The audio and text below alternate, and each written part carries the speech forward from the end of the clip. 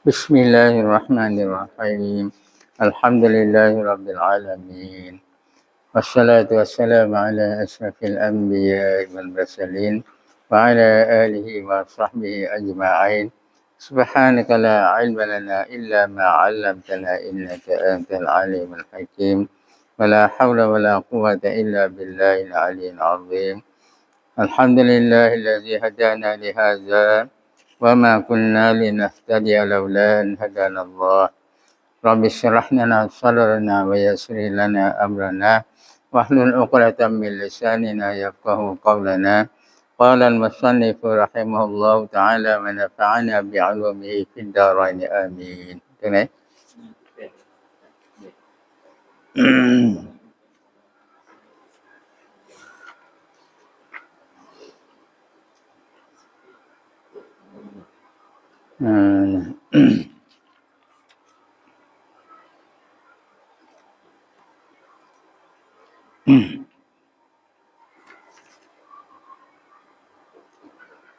Bismillahirrahmanirrahim dan dibaharukan pada ajsam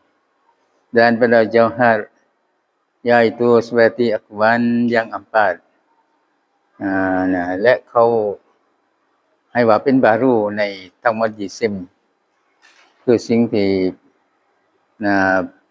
เป็นกลเอาที่แล้วก็แบ่งแยกได้และอัจสาม20dan pada jauhar และเขาว่ามันเป็นบารูในเจ้าฮัดในสิ่งที่ยืนเองสิ่งที่เป็นกรนี่ไม่คิดว่าจะแบ่งแยกได้ไม่แบ่งแยกไม่ได้ไม่เกี่ยวเจ้าฮัดyaitu seperti akwan คืออัจสามและเจ้าฮัดเดียวนี้20และเจ้าฮัดนั้นseperti akwan yang empatมันยังสภาพการทั้งสี่yaitu berhimpun นั่นก็คือการร่วม yaitu berhimpun ni keadaan dua jauhat sekira-kira tiada dapat ditengahkan antaranya yang ketiga นั่นก็คือความเป็นไปของสองเจ้าหัดคือสองยิริมสองสิ่งที่เป็นตัวตนนั่นน่ะsekira-kira tiada dapat ditengahkan คิดว่าจะเอาแซมกลางไม่ได้ antara dua jauhan yang ketiga จะเอาอันที่3มาแซมกลางไม่ได้นะเรียกว่าบริบูรณ์เรียกว่ารวมสองสิ่งที่ว่ายืนเองสองสิ่งที่เป็นตัวตนคิดว่าจะเอาสิ่งที่3มาใส่วางนั้นไม่ได้ระหว่างสิ่ง2สิ่งเลยเขาเรียกว่ารวมdan bercerai atau pada berhimpun คือมันยังความเป็นไปทั้ง4นั่นก็คือ yaitu bercerai 1มันร่วม2มันแยก bercerai dan yaitu bercerai แยกว่านะ ada jauhat adalah jauhat ยังละ jauhat สิ่งที่เป็นกรสิ่งที่ยืนเองนะ sekira-kira dapat bahwa ditengahkan antara keduanya dua jauhat คิดว่าจะเอามาแซมกลางได้ในระหว่างทั้งสองนั้นอะไรเอามาแซมกลางอย่างketiganya สิ่งที่3อันที่3เอามาแย่งเอามาแซมวางได้นั่นเรียกว่าแยกรวมที่ว่านั้นนะคือ2เจ้าฮัด2กร2สิ่งนะจะเอาสิ่งอื่นมาใส่วางไม่ได้ก็เรียกว่ารวมแยกคือสิ่งเจ้าฮัด2เจ้าฮัดกร2กรนะคิดว่าจะเอากรที่3มาใส่วางไม่ได้ก็คิดว่าเอาที่เอากรที่3มาใส่วางได้นี่เรียกว่าแยกถ้าเอากรที่3มาใส่วางไม่ได้เอาตัวที่3มาใส่วางไม่ได้ก็เรียกว่ารวมdan harakat นี่คืออย่างนี้bergerak คือการงวยการไหว dan yaitu bergerak-gerak nah dua kaunin คือสองความเป็นไป kejadian dua kaunin สองความเป็นไป pada dua ketika ในสองลักษณะสองเวลา pada dua tempat ในสองสถานที่นั่นก็เรียกว่าง่วยสองความเป็นไปในสองกติกาสองเวลาสองลักษณะ pada dua tempat ในสองที่เนาะ คือสองความเป็นไปมันยังก็นี่ปากกาเนาะปากกาในสองลักษณะสองเวลาอันคือเวลาง่วยมาแต่นี้เวลานึงเวลาง่วยลบมาแต่นี้เวลานึงในสองที่เวลาง่วยแต่นี้มันเยอะทีนึงเยอะตรงนี้นะเวลาง่วยลบแต่นี้มันเยอะตรงนี้สองที่นั่นก็เรียกว่าง่วยdan sukun yaitu diam neng makna diam itu ความหมายของว่า neng นั้น dua kaun สอง kejadian สองความเป็นไป pada dua ketika ในสองลักษณะในสองเวลาสองลักษณะ pada tempat yang satu ในที่เดียวนะนี่เขาเรียกว่า neng สองความเป็นไปในสองเวลานะแต่ในที่เดียวก็แล้วง่ายๆว่าไม่ง่วยไปไหนนี่เววันแรงdan segala warnaนี่เขาเป็นakuan yang apa makan nah segala warna ทั้งหมดสี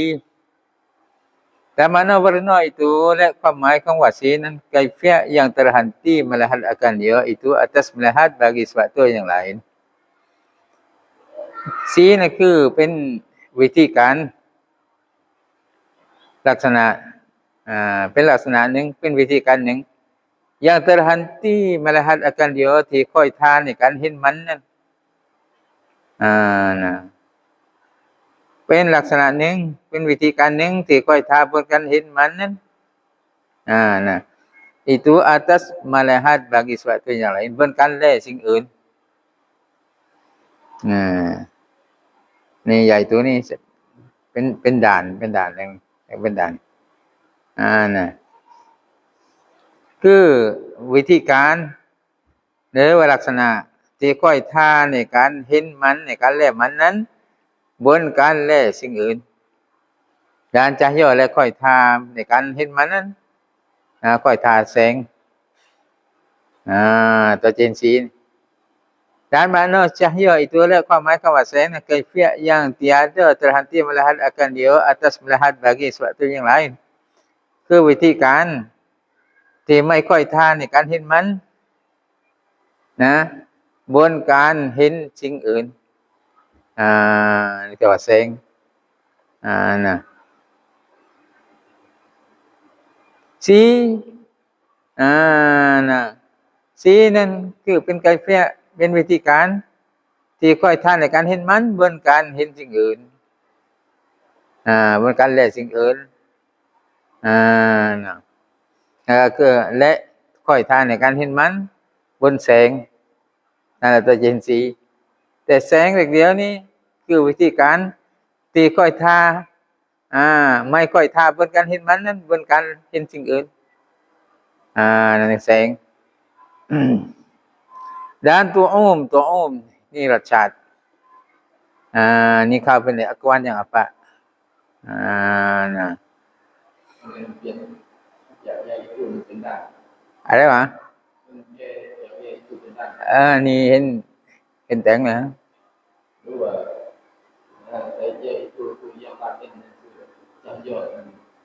นั่นก็เป็นไปได้นะrồiนี่เห็นแต่งเป็นด่านขนาดนั้นแต่ถ้าเราไม่แต่งกันถ้าว่าchỉเห็นมากันมากันนี่ใหญ่ตัวสัตว์ตัวอย่างไรนี่จะโยแต่ว่าทั้งแต่งทั้งไม่แต่งนั่นก็ไม่ก็ว่าความเหมือนกันอยู่นะอันโนอะไรล่ะคือไกเฟียวิธีการ ที่ค่อยตาในการเห็นมันนั้นเหมือนการเห็นสิ่งอื่นสิ่งอื่นที่นั่นคืออะไรล่ะคือแสงคือวิธีการที่ค่อยทาในการเห็นมันเหมือนการเห็นสิ่งอื่นและแสงนะแต่คือความหมายมันเหมือนกันอยู่แต่ว่ามันแต่งตรงนี้แต่งเป็นด่านล่ะมันสีฟ้าที่ข้างมันคิดแล้วสีข้างมันคิดแล้วอันปิดไฟเปิดบ่สีมันยังอยู่ตรงนั้นแหละแต่ว่ายังไม่ที่ว่าค่อยแสงนั่นแหละที่ว่าถ้าว่าหาไม้แสงกันสิไม่เห็นปิดก็แสงแสงน่ะเห็นน่ะแต่เรื่องว่าสีนี่ตามไม้แสงน่ะไม่เห็นน่ะอยู่ขนาดเลยปั๊มปามขนาดแล้วน้องน่ะdan tu'um ni atau kepadaอะไรada pun oleh nah dibarukan pada jasam dan pada jawhar yaitu seperti akuan yang empat yaitu akuan yang empat itu tu'um nah สภาพฝรั่งเศสเดียวนี่มีtu'umนี่คือรสชาติอย่างนี้rasaรสชาติdan bagi rasa itu 9 bagai และสำหรับรสชาตินั้นมีอยู่9ประเภทpertama yang pahit ขมdan kedua sang pedas pet dan ketiga saman masin เค็มmasin เค็ม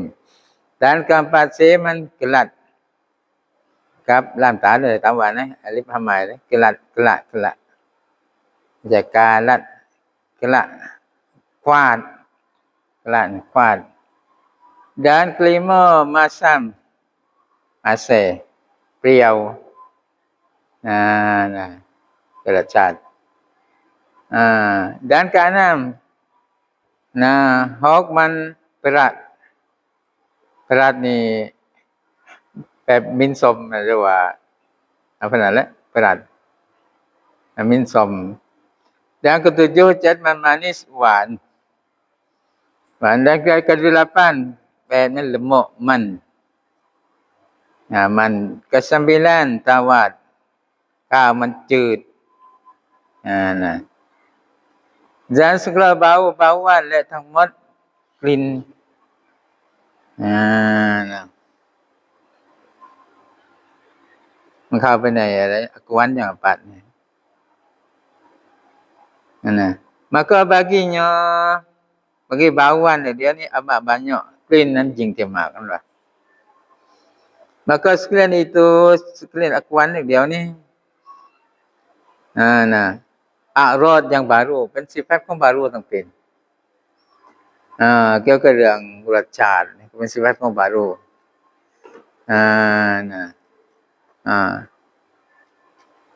สิฟัตของ baru ร่วมแยกสิฟัตของ baru ง่วยเน่งสิฟัตของ baru รสชาติสิฟัตของ baru กลิ่นสิฟัตของ baru เนี่ยเลยสิฟัตของ baru นี่ในเมื่อมันยังเกาะอยู่ในสิ่งหนึ่งสิ่งใดสิ่งนั้นต้องเป็น baru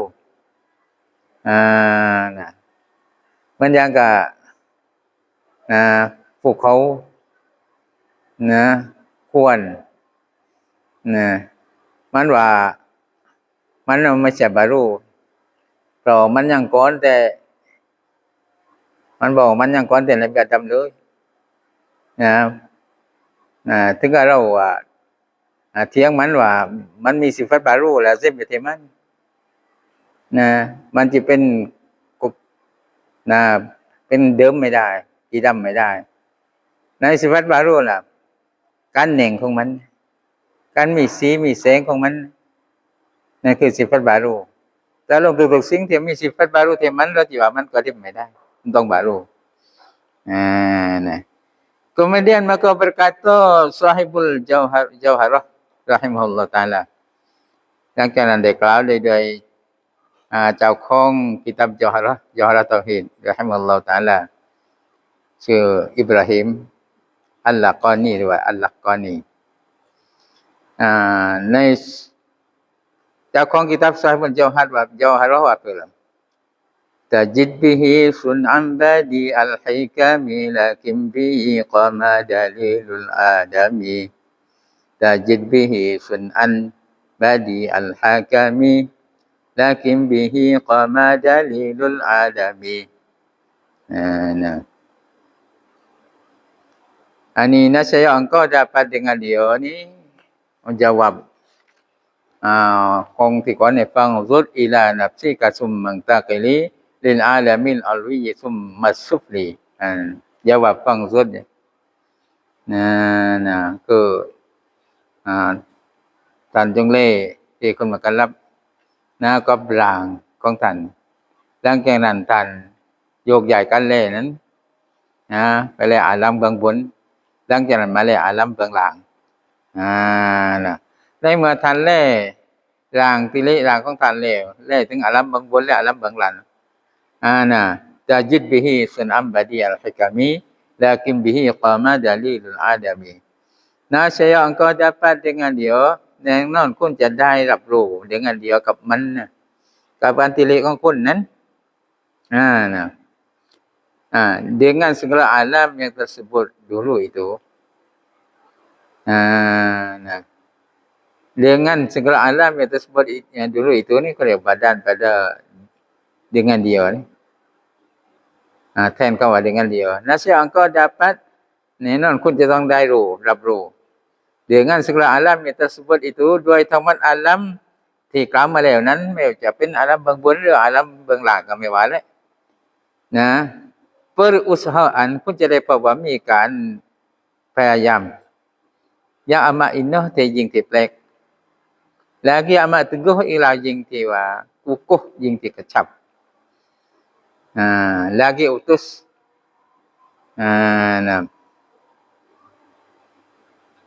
utus ni utus ni mana มันเดิม utus นี่คือคนชายในตรงนี้นั้นมันถ้าว่ามันไม่ค่อยจะลุ่งกันเนาะmanaคนชายyang menyabitkan atas Tuhan yang menjadikan dia usaha อันไหนล่ะการความพยายามนั้น yang menyabitkan ที่ว่าnyabit คือ yang menunjuk ตรงนั้น atas Tuhan yang menjadikan dia ที่ว่าต้องรับรองหรือว่าที่มีอะไรล่ะที่มีการชี้แนะบนว่ามีTuhanที่สร้างกับมันการเดียวกัน perusahaan usaha sifat pada perusahaan yang menyabitkan atas Tuhan yang menjadikan dia ke yang menunjukkan atas Tuhan yang menjadikan dia ที่ต้องยอมรับหรือว่าที่ชี้แนะบนTuhanที่ได้สร้างมันมาamat kamal kudratnya ยิ่งที่สมบูรณ์กุดรัตของ Tuhan dan amat meliputi ilmunya adalah ยิ่งที่ติดพัน ilmu ของ Tuhan tetapi adalah alam ini แต่ว่าอย่างละ alamนี้ jikalau sehingga pada teguhnya ถึงแม้ว่าสุดๆในความฉับของมัน teguhnya teguh alam ini ถึงแม้ว่ามันสุดๆในความทนทานของมัน baru เป็น baru แล้วทำไมเป็น baru kerana ni rotok kerana bahwasanya dengan dia เพราะว่าแต่จริง dengan dia ด้วยกับมันด้วยอาลัมนี้นี่ berdiri dalil alamnya มันมียืน dalil ว่าจะต้องทำให้อาลัมนี้มันไม่ใช่ว่าถึงว่ามันจับสักขนาดไหนก็มันไม่ใช่มันจะเป็นกระเด็มมันต้องเป็น baru แล้วพอมี dalil ว่ามันจะต้องเสียหายyaitu dalil Adam เนี่ย dalil ที่มันเสียหายอารอดคือมันมีอารอดอยู่ที่มันมีสิฟัตของบารูที่มัน yang baru arat yang baru sifatของ baru yang melazim baginyaที่ lazim อยู่ที่ alam Nailah aratของ baru seperti gerak เช่นว่ามีงวยอยู่ที่มันdan diam หรือว่ามีนิ่งทั้งงวยทั้งนิ่งเป็นสิฟัตของ baru เป็นนะถ้าว่ามันงวยก็มันมีสิฟัตของ baru ถ้ามันนิ่งก็มันมีสิฟัตของ baru nah maka melazimkan baru itu baru และสิ่งที่ lazim กับสิ่ง baru น่ะต้องเป็น baru saumpamanya เหมือนกับbaru เหมือนกับสิ่งที่ lazim nah kemudian maka katanya หลังจากนั้นได้กล่าวและ Sahibul Jawharah pula ke Syekh Ibrahim Al-Laqani wa kullu ma jaza alaihi al-adamu alaihi qat'an yastahilul qidamu wa kullu ma jaza alaihi al-adamu alaihi qat'an yastahilul qidamu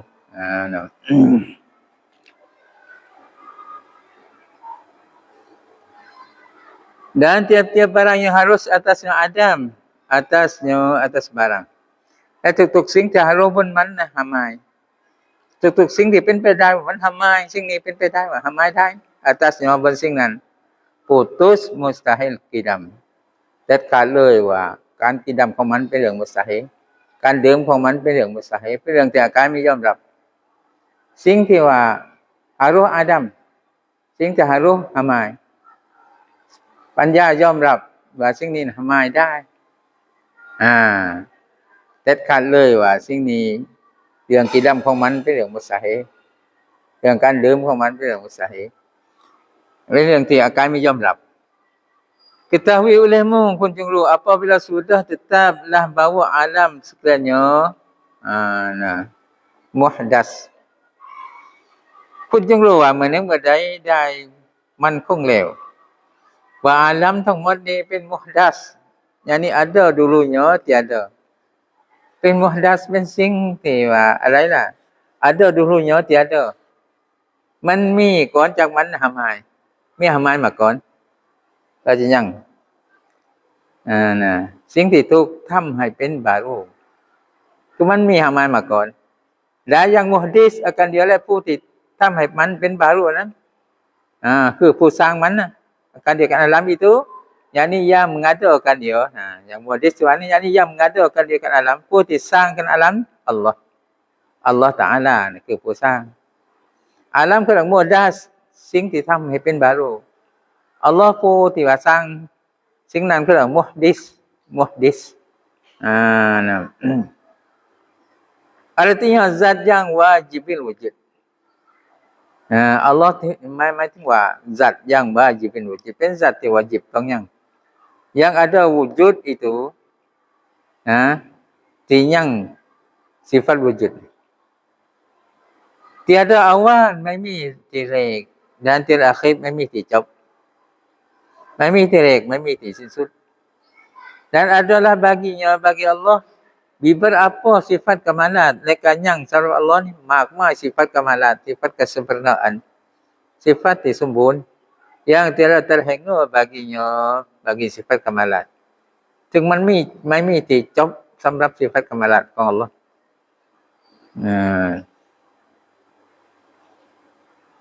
pada jihad tiada dapat dibilang pada nafsin amrinya pada apaอะไรนั้น jihad แล้ว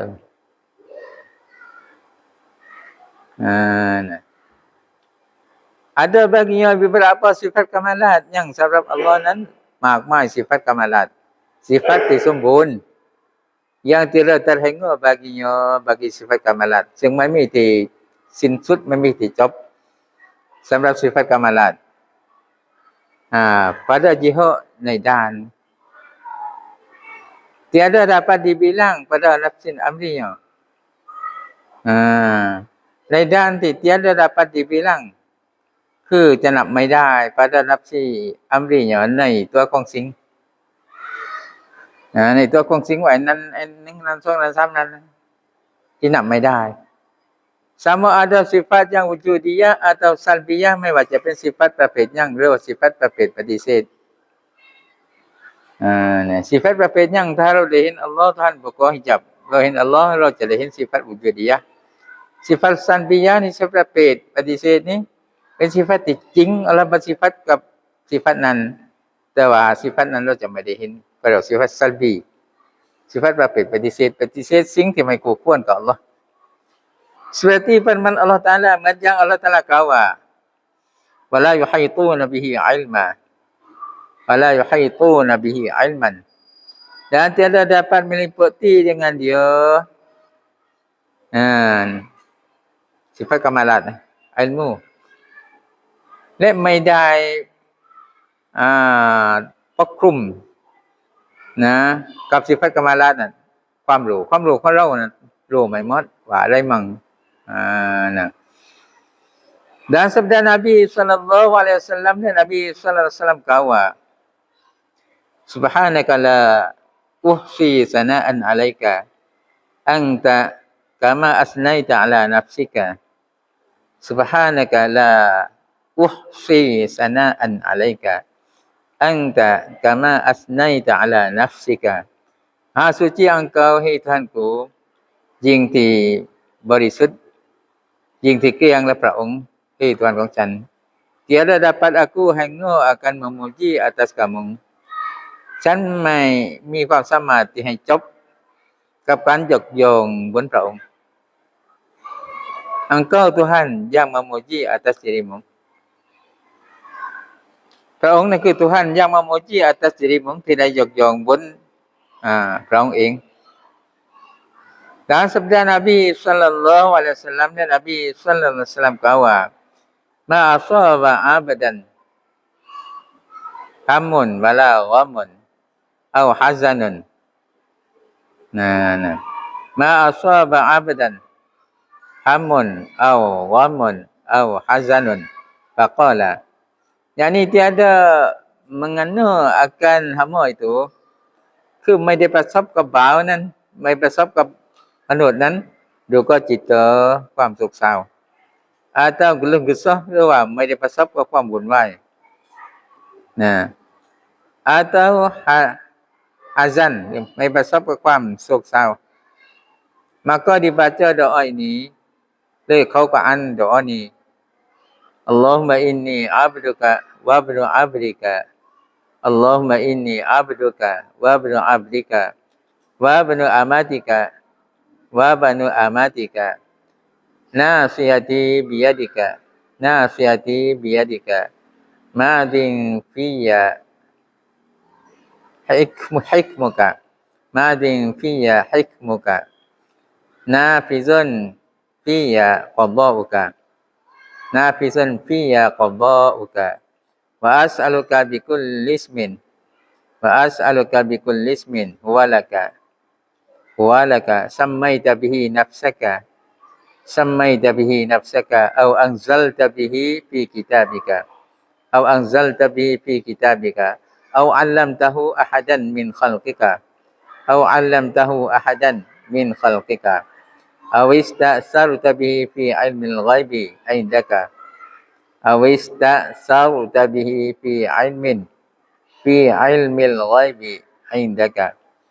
an taj'alal qur'anal 'azima rabi'a qalbi wa nura basari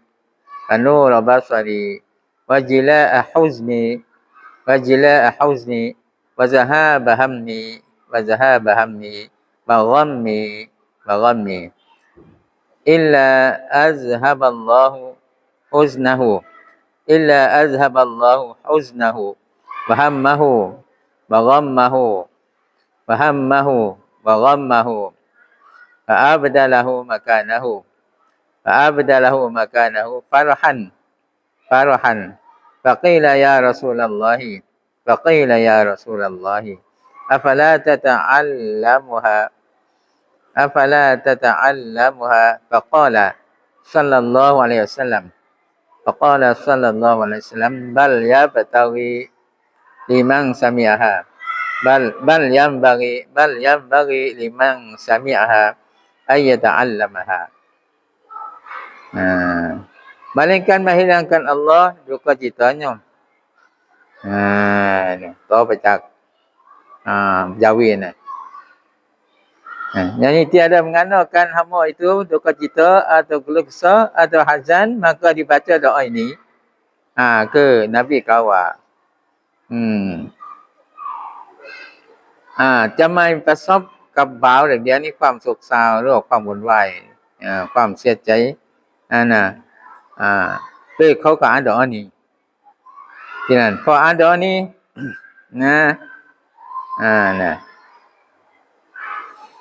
มาเล่นกันยกเว้นในเมื่อว่าเขาอ่านดอกนี้นะmenghilangkan Allah duka citanya, Allah Ta'ala cahayaความโศกเศร้า dan diganti akan dia oleh Allah Ta'ala จะทดแทนให้กับบ่าวหรือ tempatnya tempat duka cita Allah ทดแทนให้กับผู้อ่านกับที่ความสุขเศร้านะก็สู่ก็อ่านให้เป็นความสนุกจากความสุขเศร้ามาเป็นความสนุก maka semua orang ดังนั้นคนก็เลยกราบทูลคือถามรอซูลุลลอฮ์Ya Rasulullah, ya Rasulullah, tiadakah kami belajar akan dia? Maiเราเรียนกับดอกนี้กันดีก็กันเดียวกันดอกนี้maiเราเรียนดอกนี้ Sabda Nabi sallallahu alaihi wasallam Nabi sallallahu alaihi wasallam kata tetapi segianya telah sempurnaนั้น bagi orang yang mendengar สำหรับคนได้ยิน akan dia kan doa ini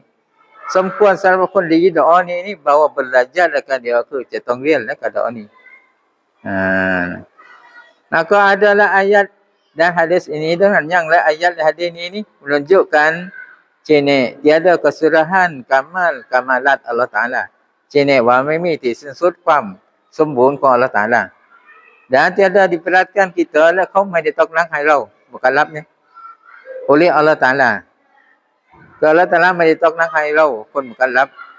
ให้เรียน melainkan dengan mengetahui barang yang didirikan oleh syarak ยกเว้นจะต้องรู้ที่อัลเลาะห์ตะอาลาตกหนักคือให้เรารู้สิ่งที่ว่าได้ยืนโดยสาระคือมีสาระได้ใช้bagi kita atasnya dalil ยกเว้นที่ว่าสาระได้ยืนให้กับเราเดี๋ยวนี้บนสิ่งนั้น atasnya atas barang dalil สาระได้มีdalil มียืนdalil yaitu นั่นก็คือ barang yang didiri oleh syarak bagi kita atasnya dalil สิ่งที่สาระได้ยินdalil บนเรานั้นก็คือ20 sifat 20 sifat นั่นแหละนั่นแหละที่วาญิบเราต้องเรียนต้องรู้ dan menggugurkan atas kita dengan kurnianya และการได้ให้ลุ้นบนเราด้วยกันกรุณาของ Allah โดย Allah Taala ประทาน taklif การตกหนัก Allah Taala ไม่ได้ตกหนัก dengan barang yang tiada diberikan bagi kita atasnya dalil ด้วยสิ่งที่ว่า Allah Taala ไม่ได้ให้dalil ไม่ให้หลักฐานว่าเราจะต้องเรียนต้องรู้yaitu yang lebih daripada 20 นั่นก็คือสิ่งที่เกินจาก 20 Allah Taala ไม่ตกหนักให้เราเรียนรู้ yang lagi akan datang ซึ่งต่อไปข้างหน้า 40 จะบอกsebutnya จะทวงถึงsifat 20 นั่นอย่างนี้tiada wajib kita belajar คือไม่วาญิบเราต้องเรียนเกินจากsifat 20 นะเกี่ยวกับsifat Tuhan นะ supaya kita ketahui satu-satu dengan tafsir เพื่อว่าเราจะได้รู้เป็นหนึ่งๆด้วยบรรยายได้ melainkan yang 20 sifat ini ยกเว้น20 sifat ini หรอกเท่านั้น dan yang lebih daripada oleh kong tilia wajib wajib kita ketahui wajib เรารู้ lagi kita i'tiqad Allah Taala อีกแล้ว wajib เราต้องi'tiqad ต้องยึดมั่นว่า Allah Taala mempunyai beberapa sifat kemahalannya เป็นเจ้าของหลายๆ sifat kemahalan หลายๆ sifat kesempurnaan tiada hingga ไม่มีจุดจบ dan tiada ada kesalahannya ไม่หมดและก็ไม่มีที่สุด maka tiap sifat yang kesempurnaan itu wajib bagi Allah Taala bersifat dengan dia dengan tiap-tiap sifat kesempurnaan. ดังนั้นทุกๆสิฟัตที่สมบูรณ์วาญิบสำหรับอัลลอฮ์ต้องbersifatกับsifatนั้น dan tiap-tiap kekurangan yang tiada patut bagi Tuhan kita itu mustahil ia bersifat dengan dia. Danทุกๆkekurangan ความเลวsifat kurang-kurang นะไม่สมควรสำหรับTuhanของเราเป็นเรื่องมุสตาฮิลเป็นเรื่องที่ว่าอาการไม่ยอมรับia bersifat dengan dia kata Allah bersifat ke sifat kekurangan maka adalah wajib atas setiap mukallaf diketahuinya atas jalan ijmal jua ดังนั้นวาญิบบนทุกๆคนมุคัลลัฟจะต้องรู้atas jalan ijmal jua บนหนทางอิจมาลหนทางรวมๆ tiada tafsirnya ไม่ได้วาญิบหนทางตัฟซีรหนทางบรรยายได้ว่า1นั้น2นั้นจาก20mana. Maka adalah yang ke-20 itu telah dihimpunkan ulama daripada Quran dan hadis. Maka adalah yang 20 itu. Wallahu a'lam.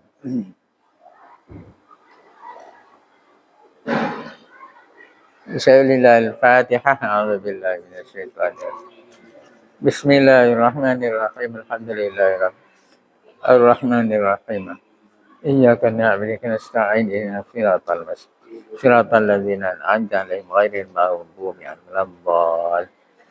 Bismillahirrahmanirrahim Alhamdulillahirabbil alamin wassalatu wassalamu 'ala asyrafil anbiya'i wa 'ala alihi wa sahbihi Allahumma inna na'udzubika min 'ilmin la yanfa' wa qalbin la yakhsha wa 'amalin la yurfa' wa du'a'in Allahumma zidna 'ilman wa fahimna اللهم اجعلنا من العلماء العاملين والحقنا به وصلى الله على سيدنا محمد وعلى آله وصحبه وسلم